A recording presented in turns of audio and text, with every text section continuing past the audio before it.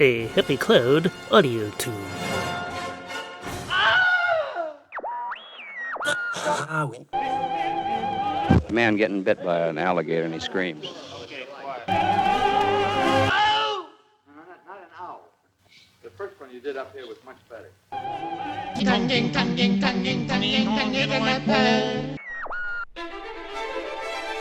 It's that time again for the Further Adventures of Rune, Return of the Miggins, brought to you by Happy Cloud Media and Chrome Toothpaste.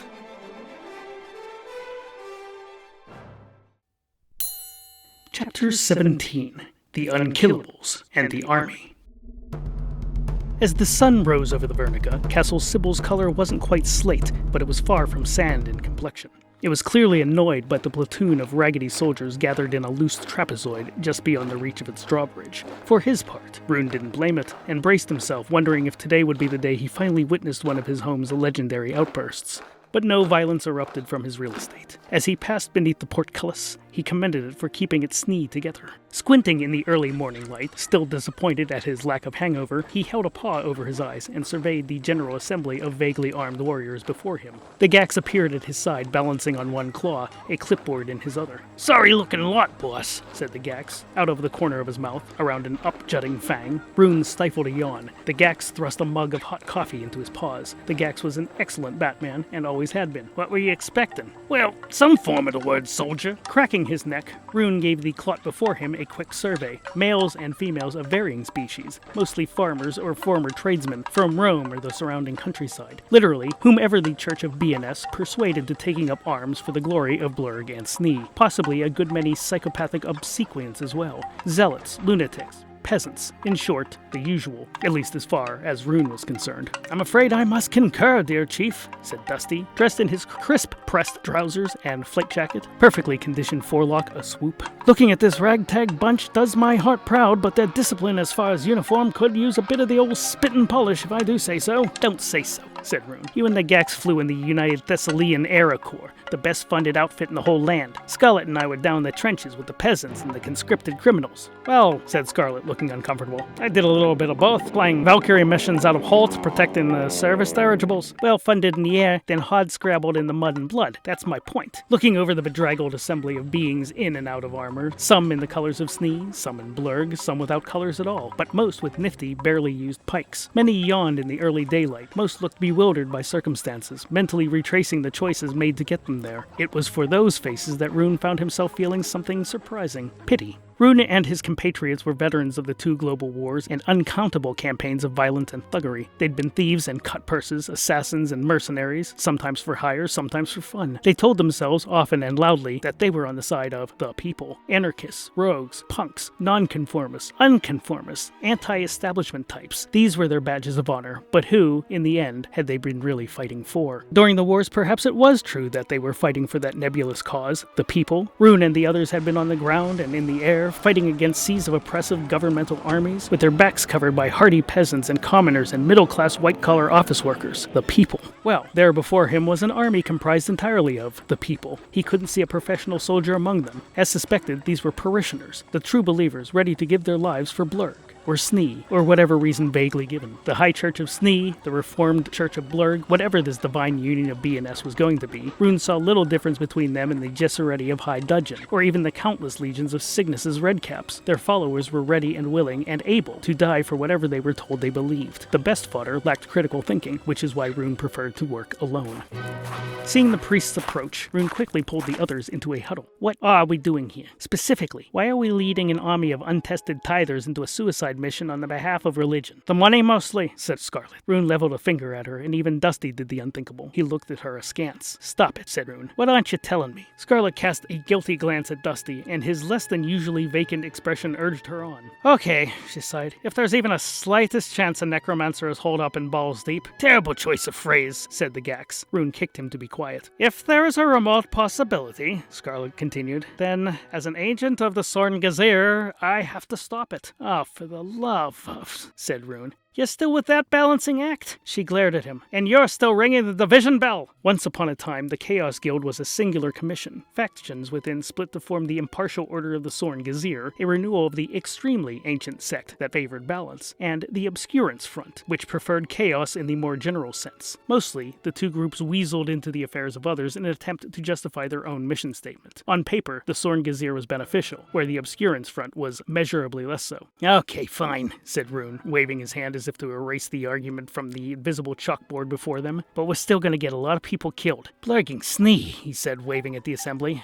"Some of these clowns won't survive lunch." "Well, you go into a battle with the army you have," said Father Dawn, shoving through the crowd with the globular Brother Theodore at his side. "Not the army you saw in your head when you were thought up the whole mess." The group mumbled through insincere pleasantries as quickly as possible. "We got something special for you, your generalship." He gave a vague gesture, and from behind him appeared two personages. They were soldiers for certain, and very much matched the others standing in what could only be described as parade clump.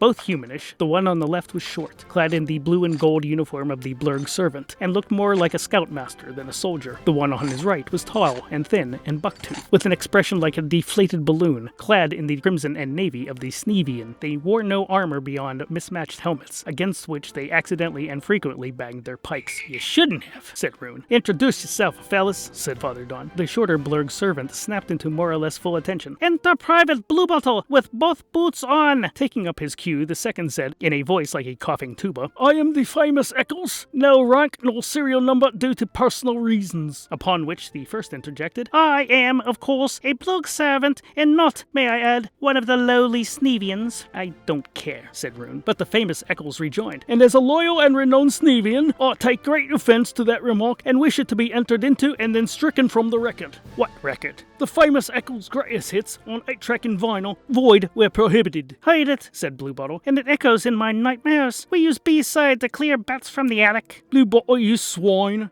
The Gax considered them for a moment. "You're a couple of goons, aren't you?" They nodded enthusiastically, doing their spines no favors. "Indeed, sir," said Bluebottle. "I lived in a little house in Goon." Eccles continued to nod. "And I lived there too when he wasn't home." Rune held up a hand and turned a critical eye to Father Dawn. "I already have a pair of idiots, thank you. These are special idiots, Generalissimo. They're Unkillables." "Unkillables? Unkillbillies?" said Bluebottle. "Unkill Williams," corrected Eccles. Created during the Big Second after an immortality bomb went off in Vorn, killing dozens but bringing them back again. It wasn't the best conceived war plan. "I thought they were all loyal to the Bombardier Queen of Dragons, Daenerys Yossarian. She's been trying to get out of that for fleens. It's a catch something.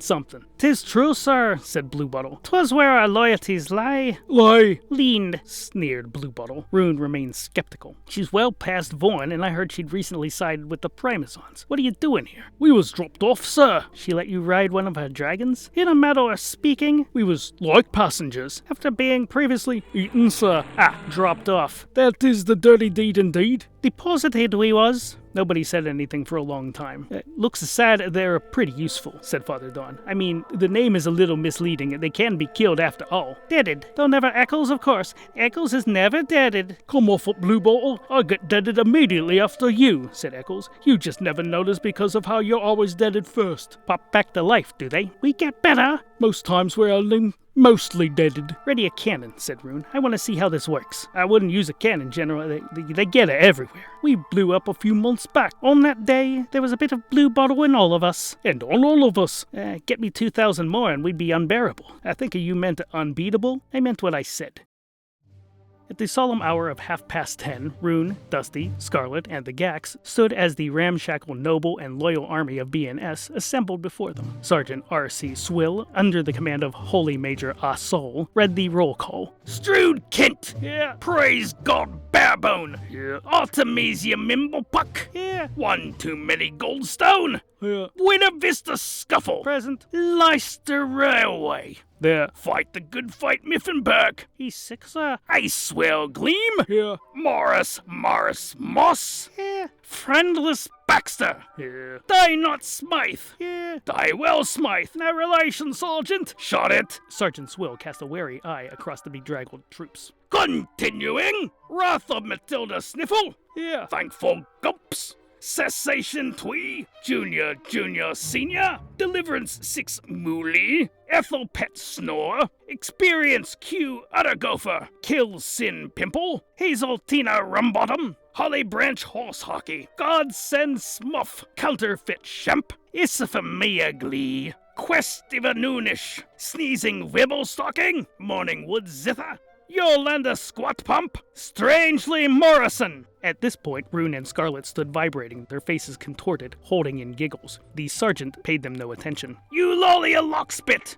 See you next Wednesday, Flackenfield! Expatriate Singular! Riffraff, Smoochy Kerfluffle, aye, no nicknames! Again, he stared at the assembly, eyebrows promising heinous consequences for further interruption. Continuing, Funky Winkerbean, Viva Vaz de France, Mornlevia Scutter, Mishugana G-String, Groin Pull Grouch, Ugh, I'm dying, you idiot St. Clair, Fluffchick Godfrey O'Grimes, Orgle Spleen Grundle Plinth, Argyle Bumbershoot, Will de Grub Tumescence. Nope, said Scarlet, bowing out and fleeing the assembly before the giggles became guffaws. Still, the sergeant named Swill continued. Legionnaire Jacuzzi, Osgood Bloop, Hemisphere McStabber, Manpeth Two Sheds Flenley, Apollonia Fender Melton Schmitz. And I'm out, said Rune, fleeing in the same direction. Dusty glanced down at the Gax, who held his salute. We had far stranger names in the old flying corps, didn't we, Gaxy? Asked you not to call me that, sir. Right, apologies. Too silly. Mortimer Snufflerod! The roll call ultimately concluded by sundown. After a good night's sleep, the army would be sent by train to Vorn, and then would march on foot to Azdernath. Should all go as planned, Rune and the company would rejoin the others there and prepare for their assault on Balls Deep. Thus, with specious motivation and the flimsiest of plots, Rune and the Megan set out on the road. To hell! This concludes part 1 of the Further Adventures of Rune. Tune in next week and join Rune on his descent to hell as we begin part 2.